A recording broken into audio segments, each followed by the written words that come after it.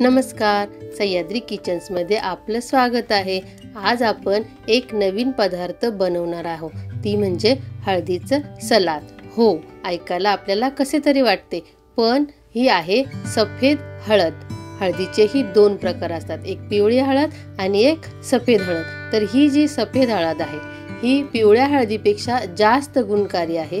आयुर्वेदामध्ये ही वेगवेगळे औषध बनवण्यासाठी याच हळदीचा वापर केला जातो। तर याचे आपण आज सलाद बनवणार आहोत। तर हे बनवण्यासाठी लागणारं साहित्य आहे अशा पद्धतीची सफेद हळद। ही आपल्याला अद्रक सारखी दिसत असेल, पण ही आहे सफेद हळद। तर ही बघा अशा पद्धतीने म्हणजे सेम अद्रक असंच दिसते, पण ही आहे सफेद हळद। आतमध्ये सुद्धा ही पूर्णपणे सफेदच असते। तर ही हळद आपण घेणार आहोत, एक लिंबू आणि मीठ। ही चवीला कडवट असल्यामुळे यामध्ये आपण लिंबाचा आणि मिठाचा वापर करणार आहोत। तर सलाड बनवताना आधी ही जी हळद आहे ती आपण पूर्णपणे सोलून घेणार आहोत। तर सुरीच्या साहाय्याने अशा पद्धतीने पूर्ण साल त्याचे आपल्याला काढून घ्यायचे। बघा सुंदर असा स्मेल, कच्च्या कैरीचा स्मेल या हळदीला येतो। आताच असं वाटते की खाऊन घ्यावी, परंतु ही हळद खाताना थोडी कडवट लागते। त्यामुळे आपण याच्यामध्ये मीठ आणि लिंबाचा वापर करणार आहोत, जेणेकरून याचा कडवटपणा कमी होईल। खाताना आपल्याला कडू लागत नाही, पण जेव्हा आपण ही गिळायला लागतो तेव्हा आपल्याला कडू लागते। तर अशा पद्धतीने पूर्ण साल याची काढून घ्यायचे। बघा हळदीमध्ये वेगवेगळ्या प्रकारचे गुणधर्म आहेत, जसे की सांधेदुखीमध्ये या हळदीचा जास्त उपयोग होतो। त्याच पद्धतीने ही अँटीऑक्सिडंट सुद्धा आहे, म्हणजे आपल्या अंतर्गत जर का काही जखमा असतील तर त्या जखमा भरून काढण्यासाठी या हळदीचा वापर होतो। त्याच पद्धतीने आपण चिरतरुण दिसण्यासाठी सेवन केलेलं भरपूर उपयोगकारी ठरते।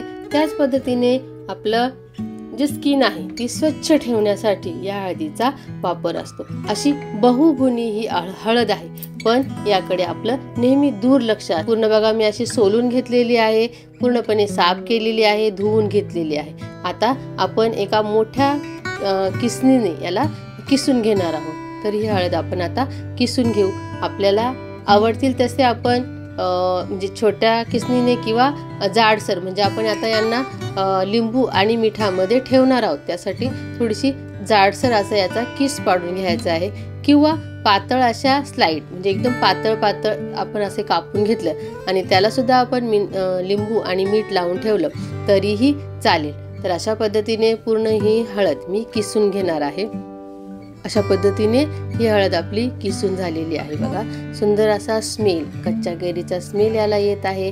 हे सगळं आपण एका बाउलमध्ये काढून घेऊ। आता याच्यामध्ये आपण एक लिंबाचा रस आपल्या आवडीनुसार, आवडत असेल तर अर्धा टाका किंवा पूर्ण लिंबू। या लिंबूमुळे काय होणार आहे की याच्यामध्ये जो कडवटपणा आहे तो थोडासा कमी होईल, पण गुणधर्म कमी होणार नाही। आणि या हळदीचा आपण आपल्या सेवनामध्ये सॅलड म्हणून वापर करणार आहोत आणि चवीनुसार याच्यामध्ये मीठ टाकून घेऊ। हे तिन्ही पदार्थ अजून आपल्याला जर वाटलं तर याच्यामध्ये चाट मसाला सुद्धा आपण टाकू शकतो। अशा पद्धतीने आपलं सलाड तयार आहे।